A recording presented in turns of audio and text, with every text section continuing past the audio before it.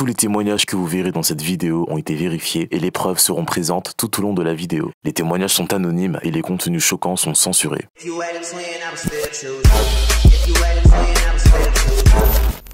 Salut à tous, j'espère que vous allez bien. Aujourd'hui, on se retrouve pour un nouvel épisode de vos pires confessions, l'épisode 21 les gars. Ça me fait plaisir de vous retrouver pour cet épisode 21. Ça fait hyper longtemps, vous m'avez vu beaucoup sur Instagram, sur TikTok et tout, mais sur YouTube, je ne vous oublie pas les gars. Je sais que j'ai commencé sur YouTube et on va très finir sur YouTube. Si vous voulez participer à mes vidéos les gars, c'est dans mon Instagram, dans les stories, en sticker et pas chez ta grand-mère. C'est pas chez ta grand-mère. C'est pas chez ta grand-mère. C'est pas chez ta grand-mère. C'est pas chez ta grand-mère. C'est pas chez ta grand-mère. C'est pas chez ta grand-mère. Eh mais c'est pas chez ta grand-mère hein. C'est pas chez ta grand-mère. C'est pas chez ta grand-mère. Mais c'est pas chez ta grand-mère. C'est pas chez ta grand-mère hein. C'est pas chez ta grand-mère. Bref, je n'aime pas les introductions trop longues. C'est parti pour la vidéo. Pardon mon père parce que j'ai péché. Je pêche encore mais que des gros poissons.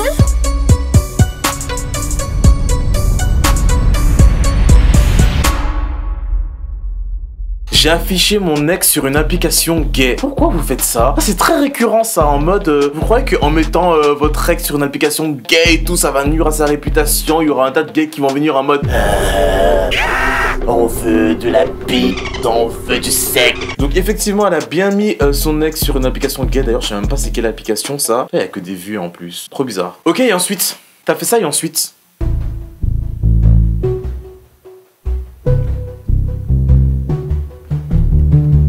il y a archi pire comme vengeance, franchement, c'est vraiment super méga archi soft. J'ai commencé à mettre le feu à l'école de mon frère. Alors j'ai mis le feu à l'école de mon frère car il faut savoir que mon frère, ça fait depuis un moment qu'ils lui font la misère à l'école et avec ma mère, il ne nous écoute pas quand on dépose plainte. Il a 9 ans et pour leur faire comprendre, j'ai mis le feu. Bref, où sont les preuves? Donc là, il y a les pompiers. POV quand l'école de mon frère prend feu. Waouh. Scène maritime des enfants évacués. Ouais, mais on dit pas que c'est quelqu'un qui a essayé de mettre le feu en fait. Je vais faire des recherches plus approfondies pour voir. Le feu serait lié à un plantage de piquets dans le sol par une personne tierce, détaille de son côté Enedis. L'entreprise ajoute que le réseau haute tension a été touché, ce qui a déclenché un début d'incendie sur 2 de nos coffrets. T'es folle. Non mais je pense que tu es folle parce que franchement, pour avoir le courage d'aller dans l'école pour mettre le feu, tu es folle. T'es très forte. Vous avez vraiment peur de rien? C'est quand même hallucinant ça quand même. Franchement, aïe. J'ai fait attraper un torticolis là avec vos conneries. Je comprends pas en fait comment vous faites pour faire des choses aussi osées en fait. Et en plus t'es fier et tout. Il y a un youtubeur qui demande vos pires confessions et t'es là, tu te dis, tu donnes des preuves et tout, tu donnes les articles. Frère, je comprends pas comment vous faites. Vous êtes trop fort, vous êtes trop décomplexé. J'ai craché sur ma prof de citoyenneté. Tu vois, vous êtes décomplexé. Je ne comprends pas en fait. Donne-moi les preuves. Fiche disciplinaire le 25/07/2022. C'était l'année dernière. Goldberg a craché sur sa prof de philosophie citoyenneté. De plus, il aurait affirmé, je cite, vous n'êtes arrivé à rien dans votre vie. Après lui avoir demandé son journal de classe, il me l'a jeté au fond de la classe. Je lui ai dit comme quoi il devait venir le ramasser et le poser calmement sur mon bureau. Mais il a préféré me cracher dessus en me maltraitant. Mais tu as le diable dans ton corps, toi. Comportement inadmissible et à revoir immédiatement. Bah là, c'est, excuse-moi, mais c'est plus qu'inadmissible, frère. La prof aussi, je la trouve très calme. Hein. Frère, t'es là, on te crache dessus, t'es là, tu fais une fiche disciplinaire. Travail à effectuer, alors là c'est la punition genre. Goldberg devra me remettre le règlement qui est inscrit dans son journal de classe et sera en renvoi de l'établissement scolaire pendant une durée de 3 jours. Mais ça c'est pété au sol ça. Ça m'énerve. C'est pété au sol comme punition, c'est pété. C'est nul comme punition, c'est nul. Nul. Le petit garçon a craché sur toi, tu lui donnes 3 jours de vacances. 3 jours de renvoi, c'est quoi? J'ai dit, elle t'a renvoyé 3 jours. Hein. Les parents n'en ont strictement rien à foutre. Les élèves n'en ont strictement rien à foutre. Tout le monde en a strictement rien à foutre. C'est nul, c'est 0 ta punition, 0. Next. Ah, il m'a donné une explication sur le pourquoi il a craché sur la professeure. Donc peut-être que c'est pas le diable incarné et qu'il a sûrement une explication très plausible. Donc du coup, on va écouter son explication tout de suite. Notre classe ne s'entendait pas du tout avec elle. Elle tenait des propos comme: vous n'arrivez à rien dans votre vie, bande de fainéants. Vous êtes une classe de bras cassés. Quand elle nous a dit ça, je pense que j'ai été le seul à me défendre. Je lui ai dit: vous êtes arrivé à quoi dans votre vie? À ce moment-là, la prof m'a crié dessus en disant que j'étais irrespectueux. Ensuite, elle m'a demandé mon carnet, alors je lui ai balancé au fond de la salle. Elle m'a dit d'aller le récupérer et de lui poser calmement sur son bureau. Donc, j'ai été le récupérer et j'ai posé en disant: voilà encore une prof qui ne s'est pas fait hier. Oh mon Dieu, mais tu as du courage, petit garçon. Et je lui ai craché dessus devant toute la classe. Tout ça s'est fini à la direction, j'ai pris 3 jours de renvoi. Mais la prof a été renvoyée pour nous avoir rabaissés et cela a été confirmé via d'autres classes qui se sont également fait insulter et rabaisser. Voilà, bisous, j'adore ce que tu fais, continue comme ça. T'es un peu trop décontracté pour ce que tu as fait quand même, hein. Parce que même si la professeure a été irrespectueuse envers vous, elle vous a rabaissé, elle vous a fait, je sais pas ce qu'elle vous a fait, mais en tout cas, elle ne vous a pas touché. Et toi, tu lui as craché dessus, c'est quand même un geste hyper déplacé. Donc je ne vais quand même pas te défendre. T'aurais pu simplement lui dire d'aller se faire voir en fait. Moi, je te dis un truc, je suis professeur. Tu me craches dessus, je te vomis dessus. Confession suivante. Je collectionne les préservatifs usagés de mes plans et je les garde en guise de souvenir. Ah! Non, je peux pas. Je vous dis ce que je vois. Je pense que vous allez supposer en voyant l'image juste ici. Mais en fait, ce que je vois, c'est un préservatif. Oh, j'ai envie de vomir. Là, j'ai envie de vomir. Là, vraiment, là. Plus je regarde l'image, là, plus j'ai envie de vomir, en fait. La meuf, elle collectionne des préservatifs usagés. Il y a du sperme dedans. Il y a du lait dans le préservatif. Ça me dégoûte, ça me dégoûte, ça me dégoûte, ça me dégoûte, ça me dégoûte, ça me dégoûte, ça me dégoûte, ça me dégoûte, ça me dégoûte. Bref, si vous voulez savoir si c'était vrai ou pas, oui, c'est vrai. Elle collectionne vraiment les préservatifs. Elle attache et elle... Bref. Next. Je garde mon sang. Alors vous êtes obsédé par le sang depuis toujours. D'ailleurs, je ne sais pas pourquoi. Je ne sais pas qu'est-ce que le sang a si de passionnant comme ça. J'espère que tu fais pas exprès de te couper pour avoir du sang, parce que ça c'est chaud. Il y a plein de mouchoirs avec du sang partout et tout. Là j'ai l'impression que plus on avance dans la vidéo et plus c'est grave.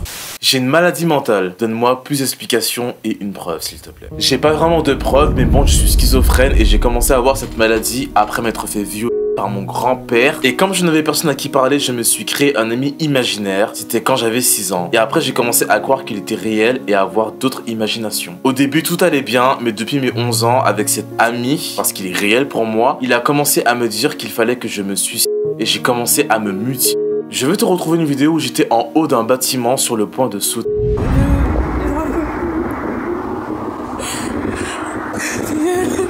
Maintenant j'arrive à péter un câble. Je sais pas. C'est pas dit de sauter pas. Et le pire, c'est que j'ai dit ça à quelqu'un. Grave pour toi avant. Il n'existe pas. Donc ouais, déjà je comprends pas ce qu'elle dit, ça me fait trop de peine en fait. Je sais qu'elle a parlé de son ami imaginaire, je sais qu'elle a dit qu'elle en peut plus. Je sais pas si vous entendez bien le vent, mais le vent ça montre bien qu'elle est vraiment en hauteur. Franchement, moi je crois totalement en la véracité de la vidéo. Peut-être qu'il y a des gens qui vont dire c'est faux. Tu peux pas faire un truc comme ça faux pendant 25 minutes. La vidéo elle dure 25 minutes les gars. Mais en fait les gens ils vivent vraiment des choses horribles. J'ai pas l'impression d'avoir les mots pour vous, d'avoir les conseils pour vous et tout, parce que franchement c'est des choses qui me dépassent. À part vous dire d'aller consulter et tout, franchement moi j'avoue je suis quelqu'un, je fais du divertissement de base. Après c'est vrai qu'en écoutant vos histoires j'ai beaucoup appris. Même pour moi, il y a des choses qui me servent pour moi aussi personnellement. Je remarque que la plupart des personnes qui ont vécu des vies ont plus que des séquelles psychologiques. Tout ça parce que ton coco te grattait, t'as pas su aller payer une p***, t'es obligé d'aller violer une gosse de 6 ans, t'as détruit sa vie frère. J'ai accepté d'être un esclave pour un fétiche des noirs contre de l'argent. Heureusement que c'est contre de l'argent et pas contre rien. Tu as compris le genre de choses que je kiffe? Ouais, t'inquiète. Bah cool, je préfère être sûr, car ce ne sont peut-être pas des kiffs si ordinaires. T'es plutôt dispo quand? Dans l'après-midi, machin ça. On s'en fout en fait, on veut savoir. Qu'est-ce que tu lui as demandé de faire pour toi en fait?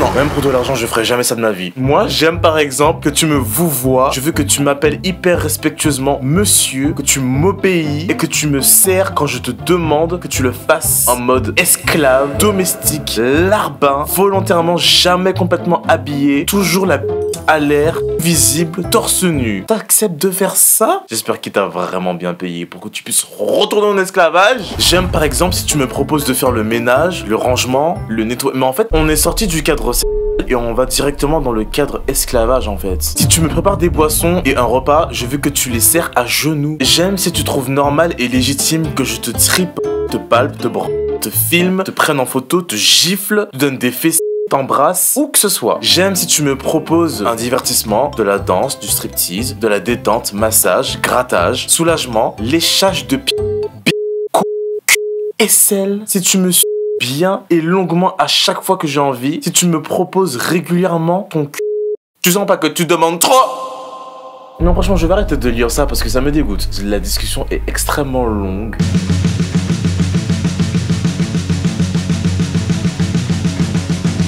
Confession suivante. Et franchement, d'habitude, je suis toujours le premier à dire ouais, si un tel vous demande une photo de vos pieds, ouais, vos pieds et tout, machin, tout ça. Ça là, ne faites jamais ça. Jamais. Je collectionne le sang humain dans des fioles et je bois le sang. Encore une folle. Oh là là, il y a une vidéo d'elle et tout. Elle est bizarre. J'aime trop. Alors franchement, je serais obligé de vous décrire les images parce que je pourrais pas vous mettre les images. Je tiens quand même à payer mon loyer ce mois-ci. Donc je vais pas être démonétisé pour vous. Donc là, elle a découpé la jambe de son pote. Donc je peux vous dire que la jambe de son pote, il y a une grosse plaie ouverte comme ça. Ah, j'adore. Regarde ses bras tout mutilés là. Ah, j'adore. Il y a dans le sang. Donc, elle a ouvert ça comme ça là pour lui là et elle récupère le sang, elle le met dans la fiole. Il y a plein de coupures sur son bras, plein partout. C'est horrible. Là, il y a une photo de son pote avec une grosse trace ici, une plaie ici comme ça. Les images sont choquantes. Le premier qui ouvre sa bouche pour dire qu'un truc est faux, il va voir. À part tes salades, chérie, j'avale tout.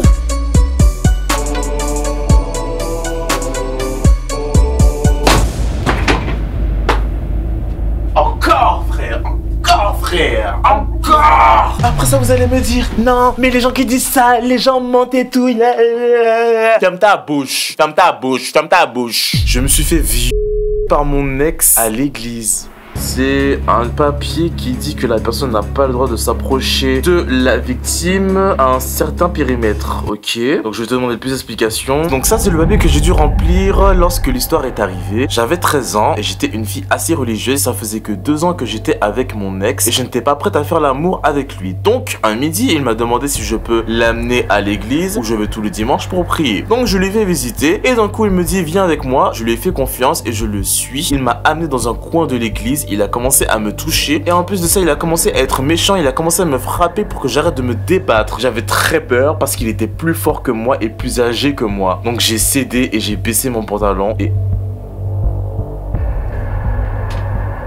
Il a baissé mon pantalon et il y avait des gens qui passaient et j'avais beau pleurer, personne ne s'est jamais arrêté. Donc j'ai dû endurer ça jusqu'à la fin. Et une fois qu'il a fini, il m'a laissé, j'avais honte. Je me suis senti dégueulasse. J'ai mis 1 an avant d'en parler à ma mère. Puis j'ai entamé un procès qui a duré 1 an avant qu'il finisse par dire que c'était vrai. Et aujourd'hui j'ai 18 ans. Et depuis cet incident, je ne suis plus jamais retourné dans une église. Et j'ai même changé de ville parce qu'il vivait à côté. Il a essayé de me recontacter malgré l'interdiction de s'approcher de moi. Quand je vous dis qu'on est déjà en enfer, on est déjà en enfer. Et les gens viennent violer des gens dans l'église.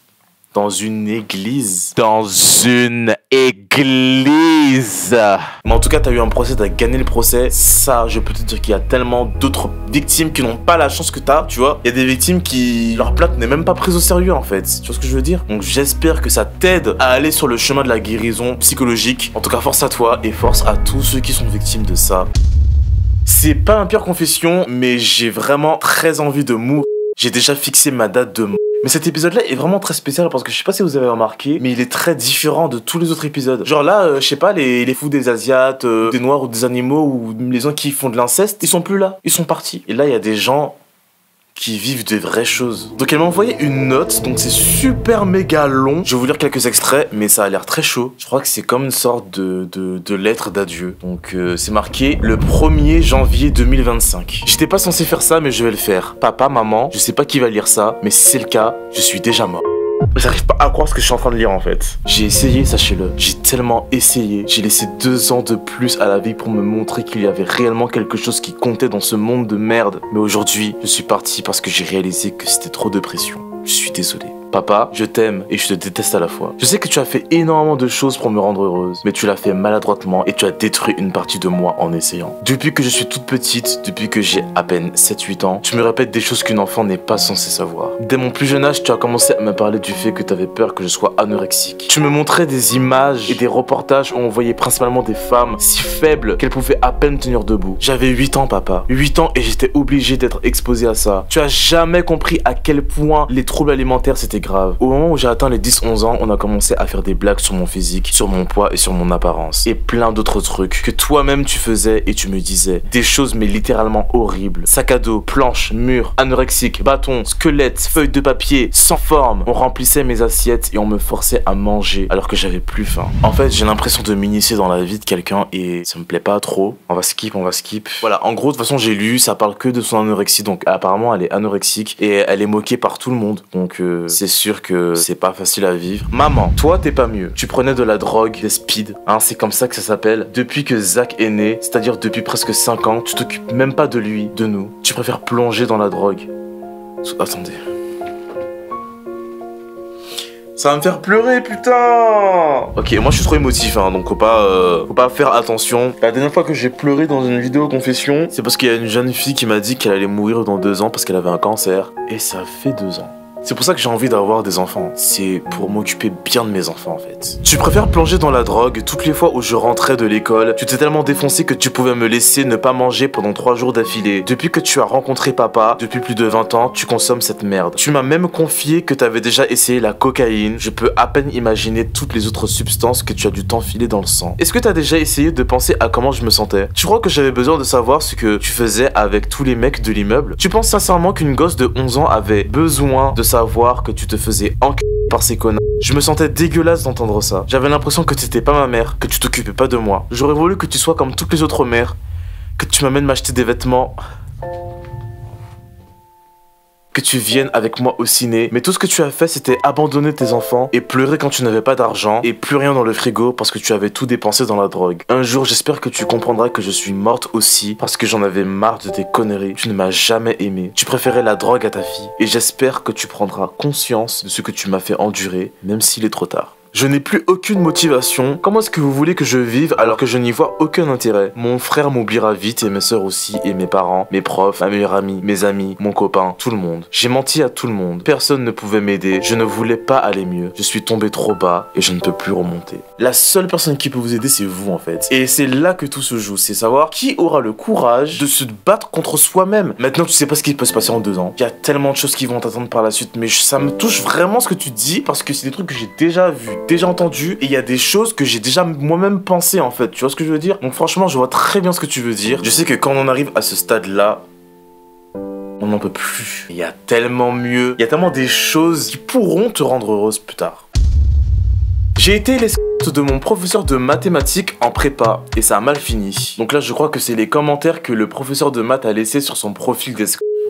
Très bien et belle peau douce. Je viens de passer un moment délicieux avec ce garçon adorable. En plus d'être très câlin et sensuel, il embrasse bien et sa gourmandise a de quoi satisfaire les plus affamés. Une expérience à renouveler. Merci à toi et à bientôt. En fait, on dirait que les gens ils laissent des avis comme s'ils étaient allés voir un hôtel ou un resto en fait. Donc je vais lui poser des questions pour savoir comment à cet âge-là t'en arrives. C'est-à-dire, je pense qu'il a 20 ans. Comment à cet âge-là t'en arrives à t'inscrire sur un site d'escorte et à coucher avec ton professeur de maths? En fait, en prépa, on travaille aussi le samedi. Et moi, j'ai essayé de trouver un boulot et tout pour payer mes dépenses, mais on m'a jamais pris à cause de mes horaires. Et là, ma voisine m'a conseillé de devenir auxiliaire de vie au Black. J'ai commencé à travailler et tout pour un monsieur, c'est un ami de ma voisine, et au fil des jours, il m'a fait des avances et tout, en échange d'argent. Au début, j'ai refusé, mais au final, j'avais vraiment besoin d'argent. Du coup, j'ai accepté et il m'a finalement conseillé de devenir escorte. sur un site qu'il connaissait très bien. Je m'en veux vraiment de devenir comme ça, mais j'ai vraiment envie de continuer la prépa et en même temps survivre à la précarité aussi. Et puis il y avait mon professeur de maths sur le site. Il m'a contacté et tout, il est venu en fait pour se faire plaisir et il a grave aimé. J'ai bu de la vodka dans les toilettes du collège, après j'étais un peu ivre en cours. Et effectivement, il y a un carnet là, donc il y a son carnet du collège avec de la vodka et une bouteille de coca avec 2 verres. Ah ouais, qui t'a bu toi? Vous vous rendez compte de ce que les gens font au collège et tout? C'est chaud. Je mange en cachette pendant le ramadan et je m'en veux. Il y a une bouteille d'eau. Putain, il y a une bouteille d'eau cachée dans le coin de son lit ou je sais pas, près du rideau. Il y a des trucs, je sais pas ce que c'est une fresque avec des écritures arabes. Donc je pense que ça parle sûrement de la religion musulmane. Là, il y a le Coran, enfin bref. C'était pour me prouver qu'il est bien musulman et qu'il est bien en plein ramadan. Je sais pas si le ramadan, ça sera fini quand je vais sortir la vidéo, je ne sais pas. Que dire sur une religion qui ne me concerne même pas? Je ne sais pas. Je me fais frapper par mon père depuis que j'ai 2 ans, donc de 2017 jusqu'à 2019. Il me frappait sans raison, sans même trop savoir pourquoi. 2015-2016, j'ai vécu les pires années de ma vie. Il me tapait, il me criait dessus. Il m'a même donné une raclée un jour parce que j'ai traversé sans regarder alors qu'il y avait une voiture, bref. Puis vient le 17 mai 2019 où j'étais fatigué et j'ai dit à ma soeur d'arrêter de chanter ou je sais plus quoi. Puis il m'a traîné dans ma chambre. Il a commencé à me taper jusqu'à ce que j'ai eu un cocard et j'ai hurlé de toutes mes forces, chose que je n'aurais pas dû faire car il m'a frappé encore plus fort. Le lendemain, tout le monde m'a vu comme ça, tout le monde était inquiet. Je suis rentré chez moi, on a porté plainte directe. Mon père est maintenant dans un hôpital psychiatrique depuis le confinement. Et ma mère est devenue amie avec lui, mais n'est plus avec. Je vais vous mettre un numéro de téléphone pour les gens qui se font battre par leurs parents. Je vous mets ça juste ici, c'est très important. Mes frères, respectez vos enfants, ce ne sont pas des cochons. Ma mère m'a insulté depuis parce que je ne répondais pas au téléphone. Tu vois mes messages et tu réponds pas? Tu parles à qui, sale p***? Téléphone confisqué. Oublie le téléphone. Ce soir on va bien discuter, sinon tu vas au foyer. Moi je vais déménager sur Marseille, pas me prendre la tête avec vous. Je détruis pas ma vie pour toi. Tu ne respectes personne, tu es une menteuse. T'es égoïste. Prépare-toi pour ce soir.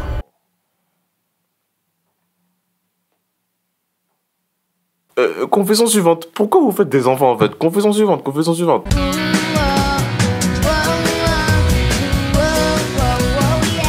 Je sens mes serviettes de règles.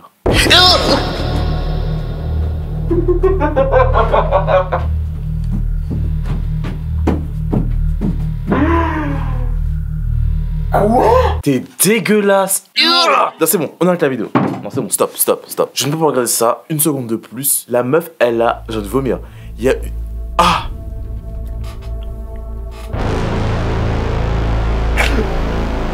Je me suis retenu pour ne pas vomir là. Je me suis retenu. Les gars, c'est pas de la comédie. Il y a 0 blague, 0 vanne. Je me suis retenu pour ne pas vomir. Bref.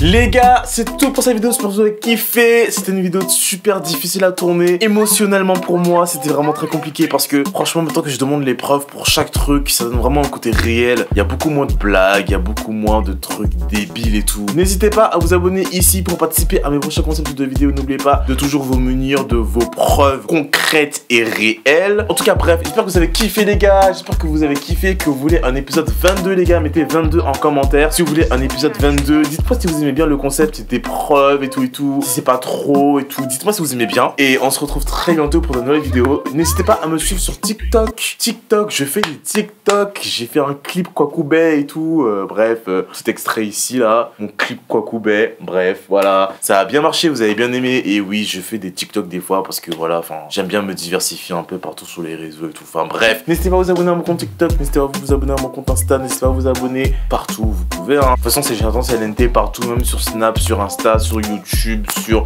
Même chez ta maman, c'est GenTenceLNT. Je vous dis à très bientôt les gars pour de nouvelles vidéos. Salut!